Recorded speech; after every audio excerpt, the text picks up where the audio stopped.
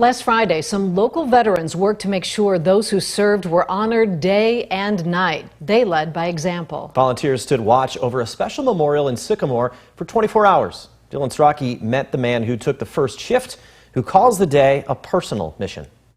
I feel dedicated to the cause here. Local veterans stand vigil on the front lawn of the DeKalb County Courthouse as part of a time-honored tradition to commemorate all who've served. After the Vietnam era, I heard there are a lot of disappointments for veterans, who are embarrassed to wear the uniform.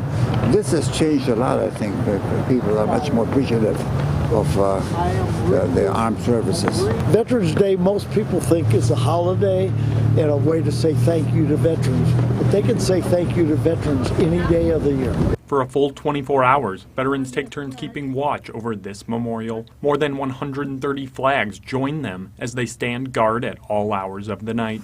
Sometimes that hour stance each person does can be wind, snow, sleet, rain. A lot of thoughts go through your mind. You know, you're thinking about all the difficult times we had historically with wars, you know, how many tragedies it has caused. 84-year-old Ronald Slavinas covered the first shift. The Army vet tells me he's taken part for nearly a decade. Health issues mean it's tougher than it used to be for him to stand guard. It's not always easy for me, you know, but as long as I can do it, I will be with it. The veterans mean a lot to me personally, and, you know, I've got a network of friendships with veterans. Part of his motivation to keep participating is to honor 3 of his sons who also served. My oldest son, Eric Slavinas, was a paratrooper also with the 82nd Airborne who did the Grenada invasion.